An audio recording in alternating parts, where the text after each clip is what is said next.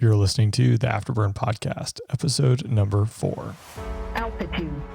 Tower, Delaware Texas, release you, runway 4 left, wind 040 at 5, clear for takeoff. Seat tied, altimeter 0 eyes, we're clear for takeoff, clear for the airspace. Fire projector.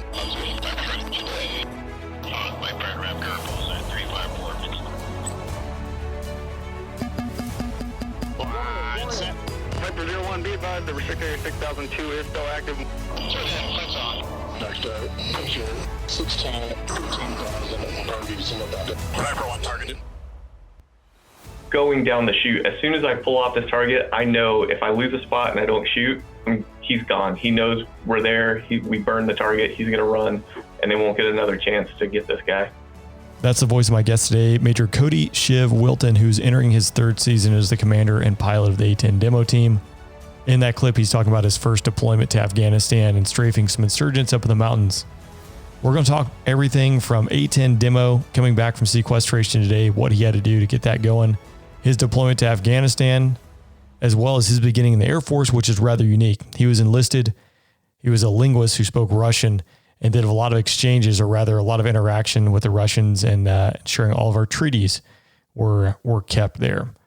Before we get rolling into today's podcast, I'd like to thank my new Patreon supporter, Clay Rethlake, who joined at the Director of Ops level. Again, if you're looking for some additional content in between episodes, behind the scenes, exclusive Q&A, the ability to participate in some show development, as well as see who's coming on the show, a lot of other benefits there as well. You can go over to patreon.com/the Afterburn Podcast and support the show and get a lot of additional benefits there. I'd also like to thank my sponsor for today's episode, Wingman Watches. Again, if you have a group who's looking to build a custom watch, I highly recommend Wingman Watches. Swing over to wingmanwatch.com and start your build today. It's a veteran-owned company. Everything is built right here in the United States. And again, they do a phenomenal job of taking your concept and making it into a timepiece that'll last forever. And finally, before we get into the episode today, wherever you're listening, please hit subscribe and leave me a review. That definitely helps me out. And I think with that said, that's enough of the admin stuff. Over to the interview today with Major Cody "ShiV" Wilton. Check 1, 2, 3. Man, that sounds amazing, ShiV. That's amazing.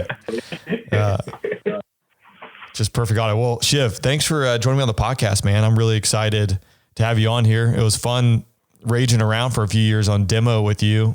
And now everyone gets to hear what you have to say. So with that being said, let's get after it. Why don't you tell us a little about where you are today, what you're doing?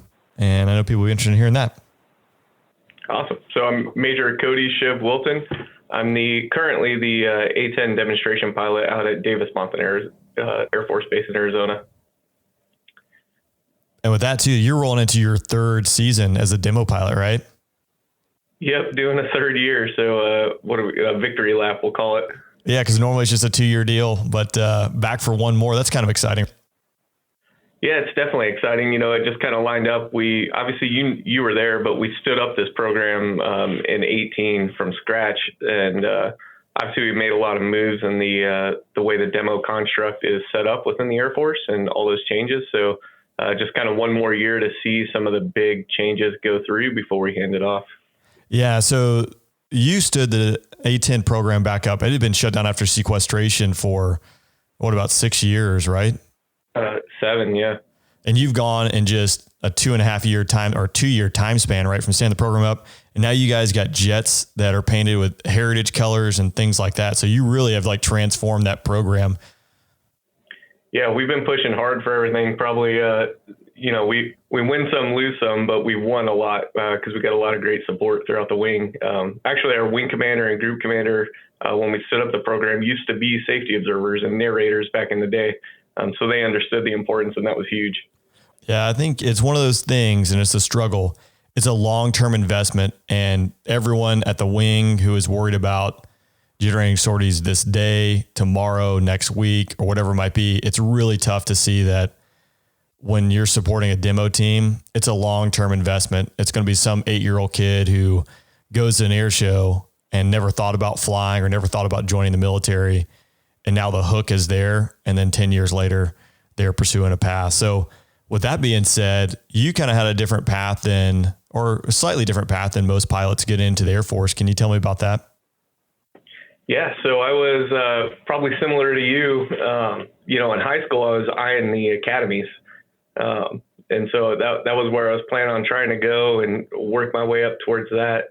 But unfortunately, I had, we'll call it a misstep that I'm totally happy with now. But, I had a daughter at a young age, so that kind of took the academy off the table.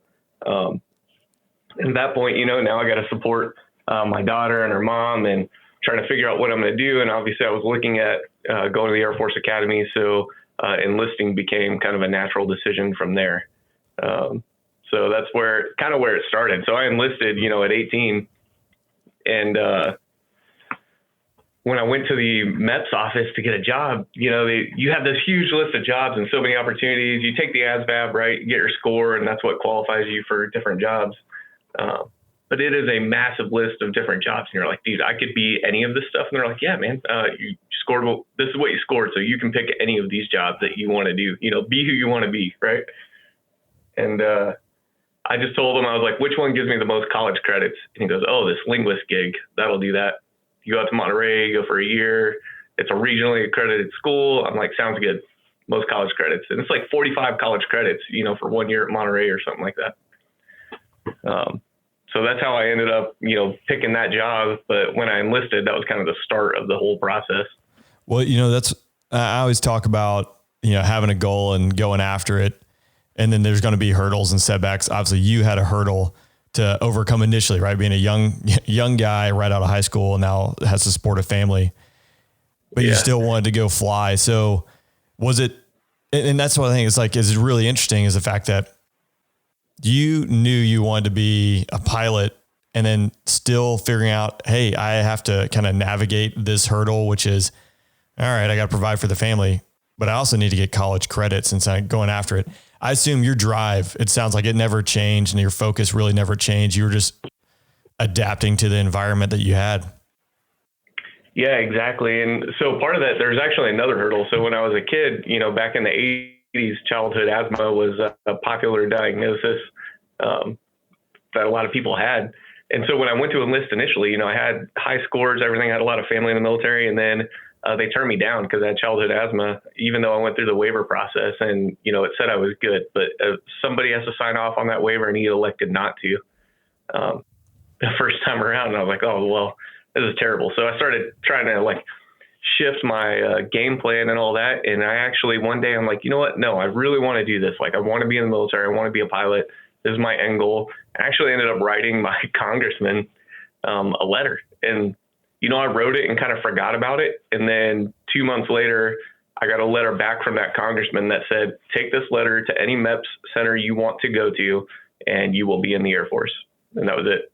It's really funny you mentioned that. I did an interview with a good buddy of mine who's F-35 pilot, Fitty, and similar there, he had a back injury, which they said, no way, no how. And he ended up writing his congressman, and not saying that's like the get out of jail free card, but no. With most things, there usually is a waiver involved. If it makes sense and it's safe, that it just takes the right person looking at it to say, yeah, this makes sense. We can let this guy go through, or this was like a erroneous or just a blanket, diagnosis as a kid, cause that was the fad at the time or whatever it might be. So I think not taking no for an answer and pursuing it till the end, right? Until it is no kidding. This is a no, or no, you know what? We can let this guy go through. So that's, how old were you? Again, you're kind of in high school when you're going through that process, right? Yeah. Just finishing up high school. And I guess, again, the focus is just become a pilot. So you're going to do whatever you can to be a pilot, right?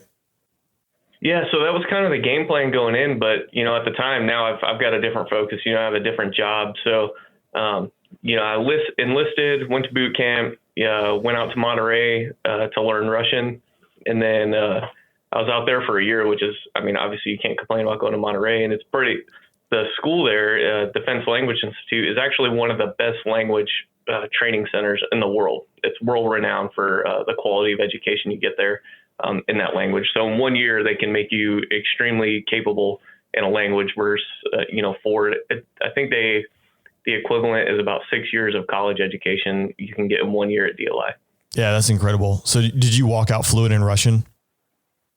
I wouldn't fluent to an extent, right? You know, it's a tough 3-3 language. level for, sorry about that, for how we measure it, a 3-3 level is what it was. But in reading and listening, and they don't really focus on speaking too much there in that first course because your job is mostly to read and listen. But you do train in speaking a bit. Gotcha.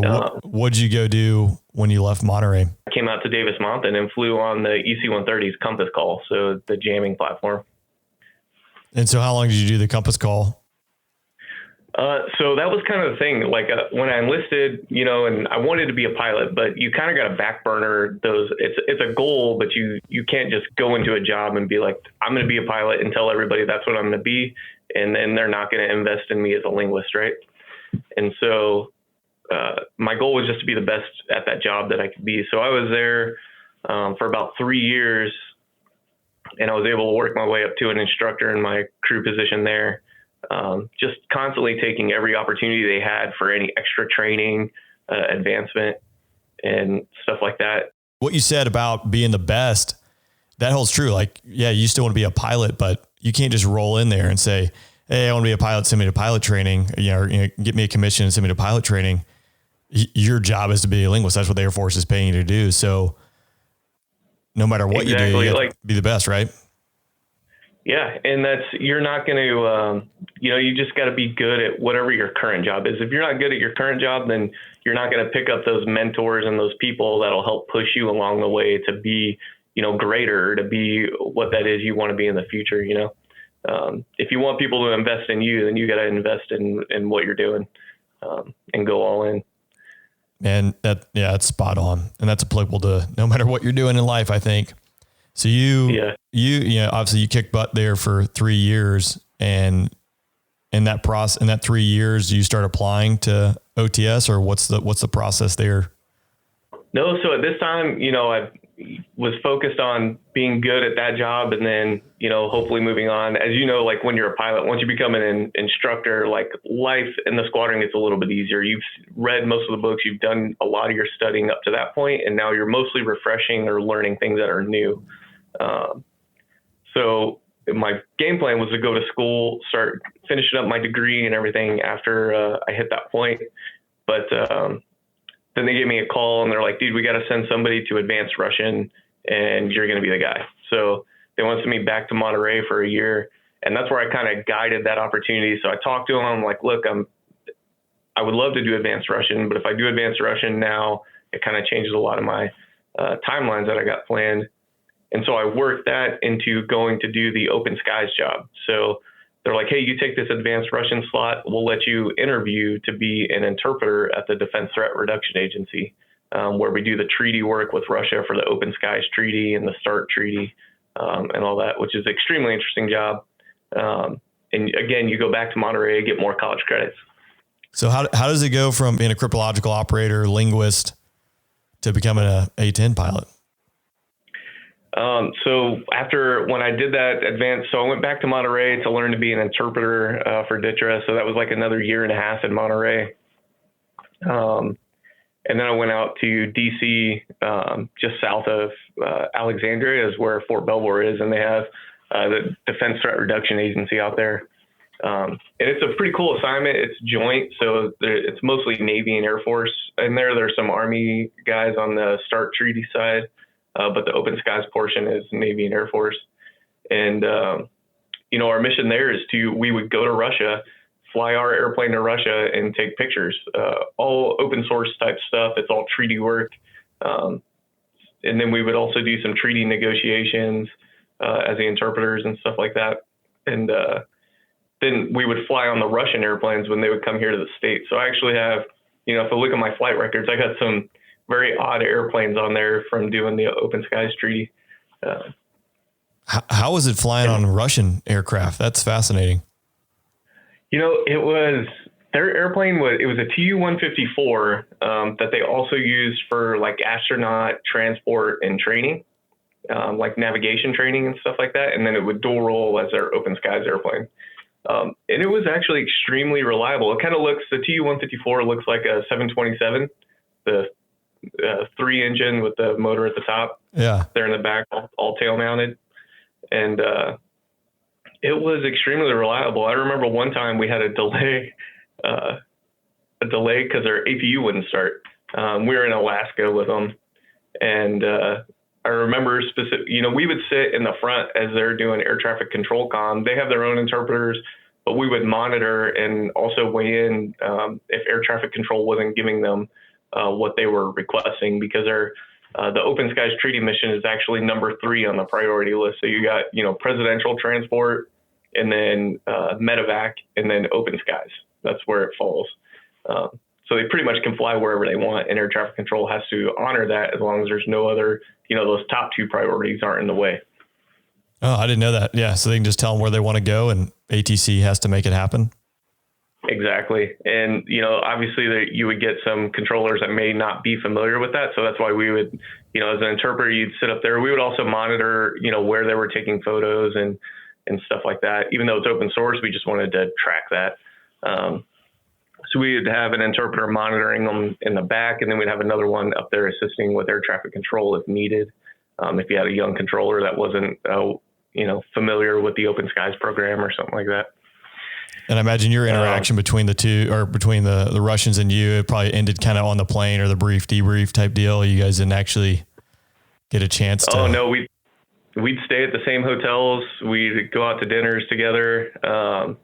It was obviously very professional interactions. It's not like you're going out to clubs with them or anything like that after work, but everything's pretty contained. But it's a full, about 5 days that you're together, and you guys pretty much do everything together throughout that time. The one story I have is from the Dubai Air Show, and the Su-57 test pilot, and he actually was flying a Su-35 there. But it's kind of interesting. We have this animosity at this, large geopolitical level, but when it breaks down to it, in just 2 people, 2 pilots or 2 crew members, we're both fascinating. I'm fascinated about him, obviously his plane, and vice versa. There's some intelligence pieces of it, but at the core of it, it's you're just 2 pilots, or you're just 2 crew members doing something for your country. So I always found that kind of fascinating. Oh yeah, we had great relationships with the guys and the crews, and we'd work with them multiple times. They'd come here for about 10 missions a year, and we do about 10 missions a year in Russia, and it's mostly the same crews with a few bodies changing out each time. So you get to know them pretty well, and they were all great guys. Yeah. That's really fascinating. A whole different world, and completely different from what you're doing today, huh? Oh yeah. But I do remember you were talking about flying on their airplane, and it was actually super. I enjoyed flying on theirs a little bit more than ours, just because the layout was a little bit better. Their cameras were in the belly of the plane where the luggage compartment would be normally. And so they had that whole bottom of the plane set up, and it's just one, the camera system itself is maybe, the size of your average office desk area where the glass and the camera sits. But so the rest of the bottom of the plane was padded with gym mats. So you could go down there and just lay down and watch where they're taking pictures. And when you're going just from place to place, take a nap or, whatever you wanted. But their layout of their airplane was actually pretty awesome. And then that's funny. It never broke. That one time we had a delay because its APU wouldn't start. And they're like, well, we could start it with the start cart. That'd be fine. But we'd obviously like to get this working. And so we were only delayed 2 hours. And I remember specifically their engineer, he probably had some tools down below, but in the flight deck, there's a little hatch that he went under to go work on something down there. And he took a TO and then, and he took a steak knife. And I was like, well, what are you taking the steak knife for? And he's like, you never know. And then he went down in the plane. 2 hours later, he comes out of the hatch and the APU works. All with a steak knife and some technical orders. Yeah, maybe he might have had some tools down there and been messing with me, but I was like, holy cow. But it worked, and that it was an extremely reliable airplane. Our Air Force Open Skies airplane's still an original 135 with the original motors and all that. And it's, back in Boeing design, and a lot of this, systems on it are proprietary. To change a Boeing tire, you need a jack that works for Boeing airplanes. And theirs, because, you know, the Tu-154 and all that was designed during communism, everything's interchangeable. You know, a jack is a jack and all that. So it makes their whole system a little bit more reliable that way, for finding parts and equipment. You know, if we blew a tire at a Russian airfield, it could take a long time to get a jack just to jack it up and replace that tire there. So you do that that's a 3-year assignment that you're flying around in open skies and then over to threat reduction? It was a 3-year tour. I think I did about 2.5 years. So again, and I did my best to be good at that job, and was an instructor there. And then because of that, you know, I had a great push from my squadron. Or from our detachment there at Open Skies. And that's where, you know, I looked and I'm like, what am I going to do next? You know, I've done this Open Skies thing. I really don't want to go back to just being on compass call again and doing a job I was already an instructor. And so I wanted to continue to progress. And I was looking at options. I'm like, this really kind of is where I should finish this career out. And so that's when I really started buckling down, and I took a look at how many college credits I needed, what I needed to do to get my bachelor's, and then what I needed to do to do my OTS package after that and make it as good of a package as I possibly could.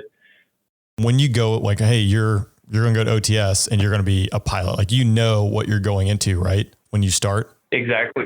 So when you do the OTS application, and it may have changed. Obviously, this is kind of dated back in 08, 09, but then, and I think it's pretty similar still, you put 3 career options on there. And they're like, you can put pilot, you know, CISO, or back then they saw navigators, or electronic warfare officer, or you could put pilot, you know, intel officer or whatever. But you put 3 jobs on there, and obviously they will try to get you your first one. If you don't qualify for that, then they'll go for number 2. And they say on the application, they're like, don't just put 1 job, you know, put 3 jobs, give yourself options, and yada, yada, yada. Well, and I did not want to do that. You know, I wanted to be a pilot, and I'm like, if I can't do it in the Air Force, I'll find another way to do it. So I just put pilot on there to make it clear that I love it. Yep. Because I still had some time left on my enlistment, so doing guard or reserve wasn't an option at the time. And then, you know, there's still the Navy and Army. I was willing to go wherever it took to be a pilot, but that was my main goal. The premise of like, know what you want to go do, go be the best at it, and get after it doesn't change. I was kind of like you for ROTC. Like, I just put pilot. That's all I wanted to do as far as rated. Like, I didn't put navigator or anything like that. I was like, if I'm not a pilot, like, I'm going to eventually be a pilot. And so I'm gonna find a way to do it. But I definitely think you're right. Like, I don't think it changes. Like, OTS, while it's the shortest program to become an officer, getting an OTS slot is not always the easiest, right? Because you're competing with people who are already established in civilian careers. And then, I don't know, maybe the Air Force doesn't need that many pilots this year, and there's only 5 pilot slots. Like, you just kind of roll the bone. So I think if you want to be a pilot in the Air Force, going to the academy or ROTC is probably your highest probability of getting a pilot slot. Would you agree? Oh, without a doubt. So yeah, the OTS slots are just, it's a mixed bag on what you're going to get, but the academy and ROTC have some guaranteed slots, you know? Yeah, absolutely. But obviously it works out for you. You get an OTS slot, right? And then obviously a pilot slot that goes along with that. Yep, correct. So it was like I said, I had great leadership there. So they helped me put together an awesome package to get through and to get into OTS. And, you know, from there, they just continued to push me on to further my career and my aspirations. So we moved, went to OTS down at Maxwell that summer, almost right away after I got picked up, maybe within 6 months of finding out I got selected for OTS. Yeah, that's awesome. Yeah, that was definitely a change, because I did boot camp, obviously, and I'm like, all right, it's probably going to be similar to boot camp. And it is not the same. OTS is definitely different. How so? I remember so day one, this kind of will sum it up, but my day one frustration is we went to class and they're like, you guys need to write a paper, print it out, bring it in. And, you go back to your dorm, and the dorm is a lot more lax. It's not, as much folding T-shirts and that extreme attention to detail on very minor things, but that's what they're teaching at boot camp. At OTS, it's more bigger picture, still attention to detail, but it's not folding shirts that they're worried about. But then they have us tell us they want us to write that paper, print it out, and bring it in the next day while we're at home during our study time or back in the dorms. And there's no printer. Like it's a figure it out mentality. Like, you guys can do this, and they just give you a task, and you've got to problem solve to execute that task. And you have to know that they know you don't have access to a printer. Like, that's going to be a challenge. But that's how they kind of present those problems. And that's like day one. And that's the rest of your Air Force career. Like, everything, you're never gonna have enough resources. You're never gonna have enough time. And you're always gonna be faced with all these different problems. And it's how do you deal with that? So that's interesting. That's how it starts off. I mean, again, attention detail is inherent in that kind of problem solving, I think. Exactly. And so going through that, it just kind of put it into perspective on as a younger enlisted, and when you're in boot camp, it's like, we will give you the tools. Here's what we want you to do and how we want you to do it. And we want you to execute it with detail and precision. Where on the officer side, a little bit different is, here's the task we want you to accomplish. Figure it out. And prime example, as you fast forward, I know you did a lot of other stuff in your A-10 career, but standing the demo team up, like, there's no coloring book, there's no list of instructions how to do this, but you have to create this team and figure out how to go from point A to point B in a short period of time. And I think that's a prime example of the graduate level, from write the paper and print it with no printer to stand up a demo team in a matter of months with no guidance. Exactly. The same type of task, right? Problem solving. Yeah, that's what it's all about. All about problem solving, how you deal with it. I know obviously OTS goes well for you, then you're off to pilot training. Pilot training can be an episode in itself, but I kind of want to talk a little bit about the A-10 and your career in the A-10 and how you got to where you are today. So you go through the A-10 B course, learning how to fly the plane, how to employ the weapons. So Afghanistan, how was that deployment for you guys? Were you pretty busy then? Actually, we weren't too busy. So we did a wintertime deployment. So obviously Afghanistan is extremely cold, especially up on the north side, high elevation. And so the fighting really slows down over the winter. So we got there in September and got home in April. And so throughout that time, most of the time it was pretty quiet. It was kind of the standard, 95% of your sorties are really kind of boring. But it's that other 5% of the time where things kick off and get interesting. That is really where you make your money and what they pay you for. Yeah. Did you have any of those 5% type sorties while you were out there, or again, was it kind of benign, just roaming around? No, I had a few interesting ones. You get a lot of the times, we get a troops in contact or stuff out there, but it would subside. The Army's pretty good at handling themselves most of the time. So they would call us, and then by the time we got there, things had slowed down a little bit. And the rules of engagement were extremely strict back in those years. I'm not sure if you deployed around that time as well too. What years were you there? It was 12 to 13. Okay. Yeah, actually I was doing the MC-12 in 2012. And I remember actually watching a HUD tape of a F-16 guy. And it was like he was a lawyer, a fighter pilot and a lawyer, in order to drop ordnance, going through the rules of engagement that had come out. Again, it gets, for those who don't know, it gets published and they could change daily as far as what's going on. And so he read like to the letter, like, confirm you're cut off, surrounded with no means of escape. While you're dealing with someone on the radio who's getting shot at and fighting for their life. And again, you're dealing a geopolitical environment, and there's a lot of balancing that goes on. So it's not just roll in there and be the biggest, strongest, fastest, and blow everything up. You gotta know what the rules are and play by the rules, which can be challenging. Exactly. Extremely challenging. And so, the benefit of that is, I can leave that deployment knowing that I never had a civilian harm because of my action or anything like that, just because the rules of engagement were so restrictive that there was no way that there were any civilians anywhere near where I employed. Some missions where we get called in by ISR assets, and they were the only ones out there. And we had probably a more derogatory term I won't use for these missions, but we just show up, do the attack, and then we'd leave. They didn't want us to hang around. They didn't want us to be, a part of any after action type stuff or really anything leading up to it. They just wanted us to get in there, drop our weapons on the target, and get out. And most of these were high value targets. Yeah. So you work a couple of those while you're there?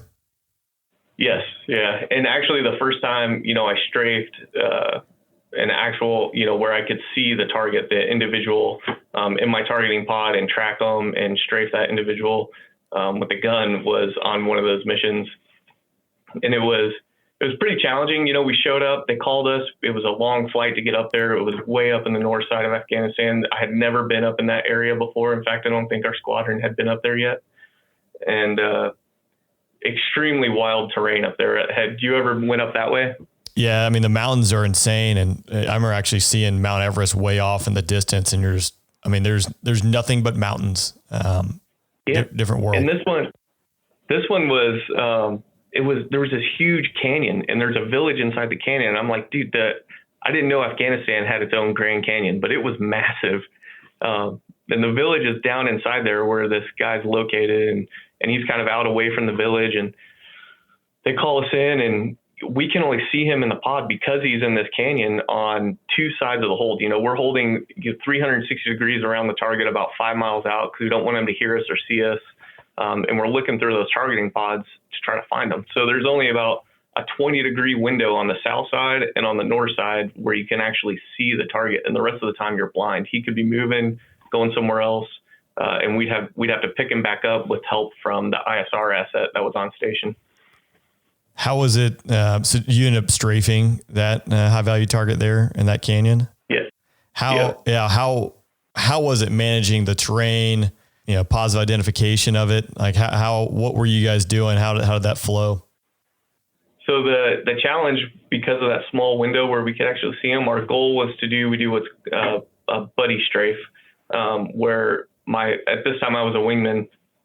So my flight lead is going to laze him from his targeting pod. I'm going to pick it up, and then I'm going to strafe that laser spot on the ground, because I won't be able to actually physically see him through the HUD. But in my HUD, I'll have symbology on where that laser spot is. So I just need to strafe that laser spot. But due to that tight window where we can only pick him up, we had to figure out the geometry of how we're going to make that work so he can continuously laze him that entire time, that I'm down the chute, lining up my strafe and then pulling the trigger. So that was a challenge at first, figuring out how we were going to set that up, where we were going to put him so we could get a continuous laser spot while also not, lazing me in my cockpit, because I don't want that. Yeah, and there's a lot going on. You guys are flying and managing, this terrain you're flying around, making sure you don't lose contact. That's a busy time. Yeah. And, we're doing this all on SATCOM, which how reliable that can be. And also, trying not to let him know that we're there. So at this entire time, we're trying to be quiet, hold away from him, and not burn the target. And so anyway, we finally line this up, and I'm obviously a little amped up to get this guy. And I roll in down the chute, and I lose the laser spot. And it just, for whatever reason, my targeting pod dropped it, and I'm like fighting. This is at a 45 degree strafe, high angle strafe. So I was coming at the ground pretty steep and pretty fast. And I lose that spot, but I'm going down the chute. As soon as I pull off this target, I know if I lose a spot and I don't shoot, he's gone. He knows we're there. We burned the target. He's going to run, and they won't get another chance to get this guy. And so I'm just fighting, trying to force the targeting pod to reacquire. While I'm doing that, I forgot to bring my throttles to idle. So my throttles were pushed up. So I'm actually putting the jet. I ended up overspeeding the airplane while I'm down final, because I'm trying to. That's impressive. The A-10. Yeah, I know. It's like 465 knots. You can't get there unless you're in a steep dive. I do it all the time now in the demos, but never had I done it prior to that. Dude, so yeah, you're rolling down the chute, 45 degrees, nose low at the ground, stuck in max. That's what you guys call it, right? Because you don't have. Yep. Yeah, yeah. Stuck in max. We call it max. You call it mil. Yeah, dude. Yeah, this is that's sporty. Yeah, and so I get it to pick up the laser spot. And as soon as it picks it up, like this is my last chance at strafe, I actually have a little warning in my HUD that tells me when I need to start my safe escape maneuver, which is a 4G pull up to ensure you don't hit the ground. And that's already moving. So I know I only got a couple seconds. So I get a quick, 1.5 second burst from the gun on the target, and I start to pull up, and the jet's making all sorts of noise because I've oversped it. And luckily the bullets hit the target, and we were successful. But we came back and obviously had a lot of debrief points on that one about kind of getting the fangs out too much and trying too hard. But I really didn't want to burn that target at the time, Yeah, you got one chance to do it. So back up a little bit. What altitude roughly did you start at, or how much time do you got running down the chute to sort out this laser spot track, get on the gun, and then get out of there? It's quick. So we use a 3-second track time. So from the time, and that means, as you roll in to point at the ground on that 45-degree dive and you roll wings level, you have 3 seconds to track the target and then 2 seconds to fire the gun, for a total of 5 seconds on final is what you're aiming for, before you start to pull out of that dive. So you got about 5 seconds. I probably pushed that one to closer to 6 seconds, hence the getting a little bit too fast and pushing it to the min before pulling the trigger, and then pull out. So it's not a long time to kind of figure out and sort out those problems. If you have them down the chute, it's definitely not the time you want to have any of those problems, for sure. And again, to kind of paint this picture, you're relying on your flight lead to laze the target, because when you roll and looking at the HUD, again, the terrain's brown, it might be green up in that part some, but it's tough to see. Seeing one human being when you're rolling in at 8,000 feet or whatever it might be is next to impossible. So you need that symbology, which is coming off your flight lead's targeting pod. What did you have to do to reacquire that? Was it just kind of freeze for a second, let the jet do its magic, or were you manipulating the targeting pod yourself? I was manipulating the pod myself, because I knew my pod was on the target. The guy, you could see him in the screen in the jet. So I knew it was there. I just didn't know why it wasn't picking up the laser spot. And so you can force it to search for a laser spot. So I was forcing it to search continuously as I'm doing it. And as soon as it would, it does that scan when it's searching. So as soon as the scan kind of moved away from where he was, I would recage it and force it to search again right there where he was at. And eventually it was able to pick it up. And again, I would just like to reiterate, you're doing this while you're on the roller coaster of most people's lives, right? 45 degrees nose low, going through 400 knots, and the adrenaline is just pumping. Exactly. The A-10, this is kind of something different than the Viper. When you pull that trigger, the jet freezes, right? Flight controls lock out. So whatever you're pointing at that time, in theory, that's what's going to get hit by the bullet. Exactly. So, and that's kind of why I needed that laser spot. Even if he's in a small area, if I don't get the gun on the target, because it's so accurate, it'll miss. It's built to be an accurate gun to take out tanks. So if he's not relatively in the size of about a tank, or in that area of where a tank would be sitting, then the gun will miss. So I need to put that, pipper right on the target. Yeah. Different than the Viper. You can just Zorro the target, which is most of the time when I strafe, but going that fast, the flight control logic starts changing, I think about 450 knots or so. And so if you're not off the trigger by then, the jet's going to perform differently. So that's pretty awesome that the A-10 does that. And it also allows you, if you come off the trigger, you guys will strafe twice, sometimes running down the chute, correct? Exactly. Yeah. You can do 2 target strafe. And it just locks it down. So you lock down, shoot the first target, roll over, lock it down again, and then shoot the next one. How much time do you need? That's obviously longer than 5 seconds down the chute, right? Or no? Is that same? Yeah, those ones you need 5 seconds. So you typically wouldn't do a 2 target strafe out of a 45-degree high angle strafe. You would have to adjust your mills to get more time on final if you were to do it out of a 30. Most of the time, I'd say 90% of the time, we'll train to do that on a low altitude strafe, like a 10-degree or less strafe. So can you talk to me real quick about the different decisions that go into driving, whether it's going to be a low angle strafe, a high angle strafe, and then maybe just a brief discussion on mills? Not that we go down the rabbit hole in that one, but what is that? Yeah. So typically in your medium threat or reduced threat environment, you're going to be medium altitude, doing 30-degree strafes or 45-degree strafes, just because it keeps you a little bit safer, a little bit higher. And they don't have any threat systems that are going to, obviously target me at those altitudes. So we're not worried about, AAA or SA, whatever, coming out of them. Maybe a man pad, they might have those, and those are always a threat in Afghanistan, but we have the MWS to help back us up on that. Now, in an increased threat environment where you got some, pretty capable surface-to-air missile systems, that's where we're going to be down at 100 feet, working through the target area at 100 feet and then doing low-angle strafes. So popping only high enough to acquire the target, and then once we acquire the target, we're in, and you could take that strafe all the way down to 75 feet. Yeah, and 75 feet is real low. But what I think is awesome about the A-10 is the fact like you guys could do a south to north run in and then immediately turn around and be right back in north to south, right? Yeah, exactly. You just come off at a 90 and then but about 30 seconds later, you could be rolling in from the different direction. And when you I'm fascinated by the GAU-8. I think most guys who fly fighters like at least want to shoot it once. But when you're out there in a combat load, how many rounds are you carrying and how much time does that give you on the trigger? It's 1,150 rounds. Typically our burst would be about a 2-second burst, which the first second is 50 rounds, but every subsequent second is 70 rounds. And that 50 rounds is just because the gun has to spin up to speed, so it's a little bit slower on that first second. And in combat, you guys are shooting HEI rounds, high explosive incendiary rounds, usually? Exactly. HEI rounds, which have about the same frag ring as a hand grenade. So it's like a hand grenade, 70 hand grenades in a second going out in that one little spot. But typically, depending on the target, will drive the burst. So actually, if we were loaded up with a combat mix instead of the HEI and we're going after tanks, a 2-second burst would be sufficient to take out a tank, no problem.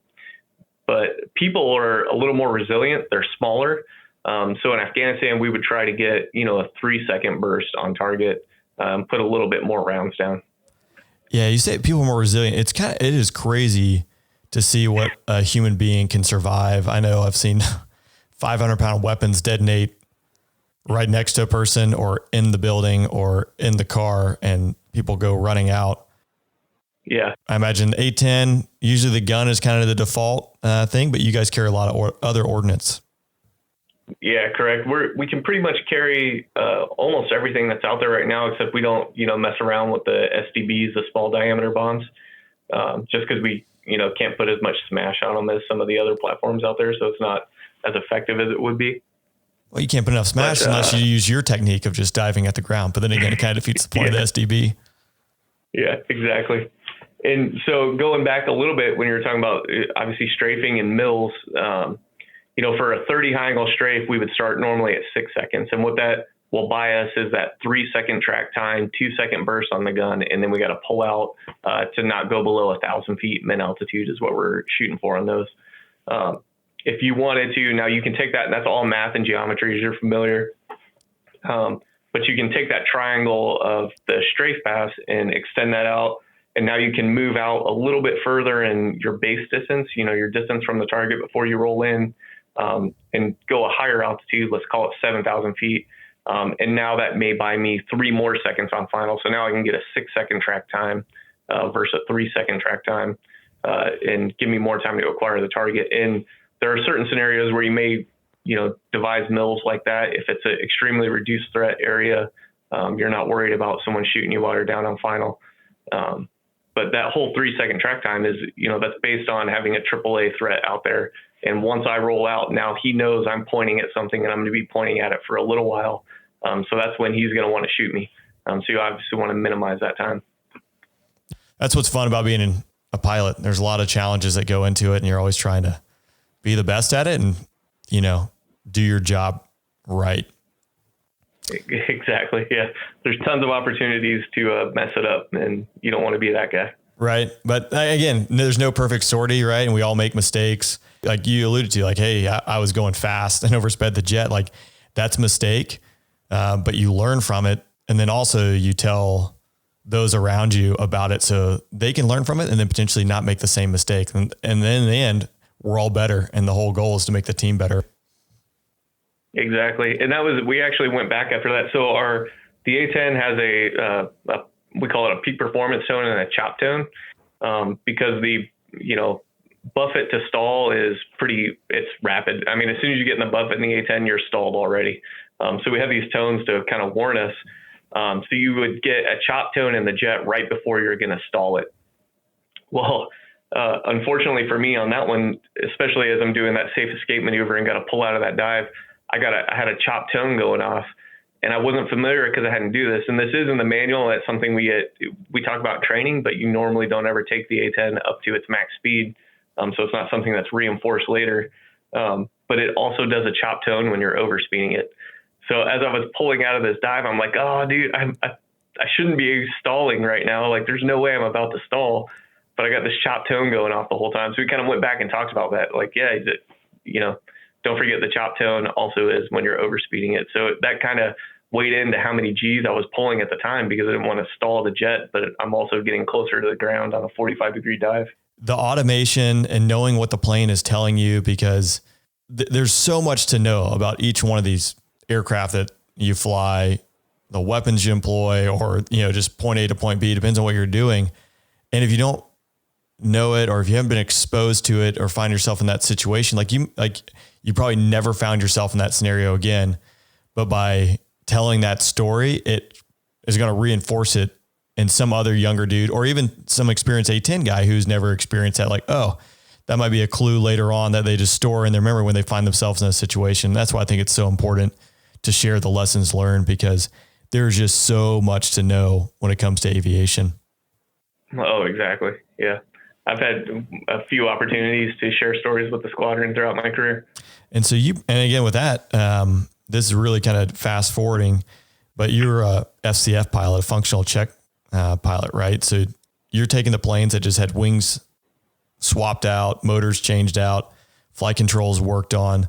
So you probably have a few lessons learned flying those type planes coming right out of heavy maintenance that I imagine you could share with everyone. Yeah, it's definitely a little bit more interesting. So we joke that being an FCF pilot is essentially just a future mishap pilot for the safety investigation when something goes wrong. So, I've had some issues, but really our maintenance is very good. And as you get more experience in the airplane and more knowledge about the systems, it becomes a lot more benign. And you do see some issues. And a lot of times the FCF checklist that we fly throughout this, you test every system of the airplane, every single system. The autopilot in every single mode, you'll take it up to its max speed. You'll take it down to stall speeds. Make sure you get the tones and the chop tone and steady tone and all that.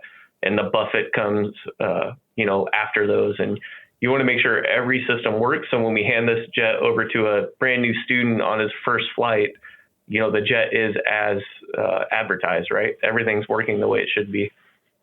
We also test that man reversion system that everybody knows about the A-10. So we'll put it in man rev during the FCFs and fly it around for a little while, make sure all of that's in limits. And that's usually the most squirrely part of the whole thing. You also shut down engines while you're doing it. That's a little strange to go up, and be at 20,000 feet shutting down motors. Yeah, I don't like the sound of that, period, even though you have two. No.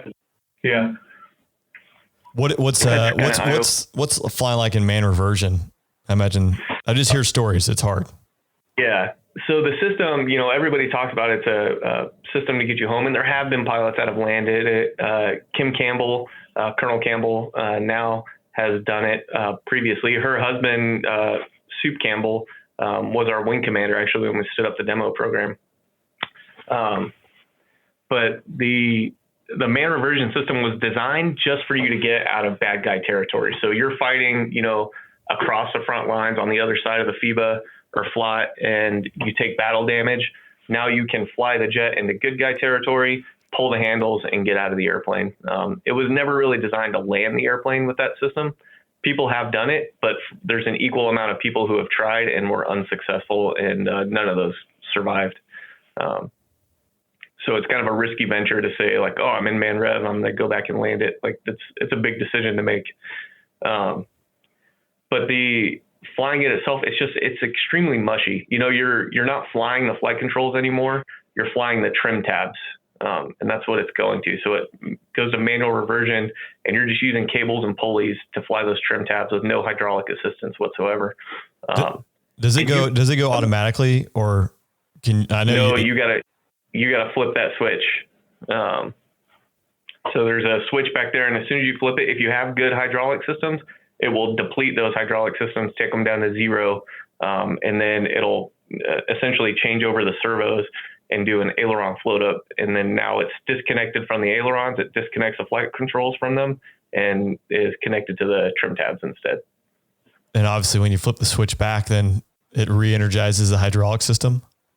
Exactly. It'll re-energize the system. It'll go back over and it'll be a normal airplane again. Oh man.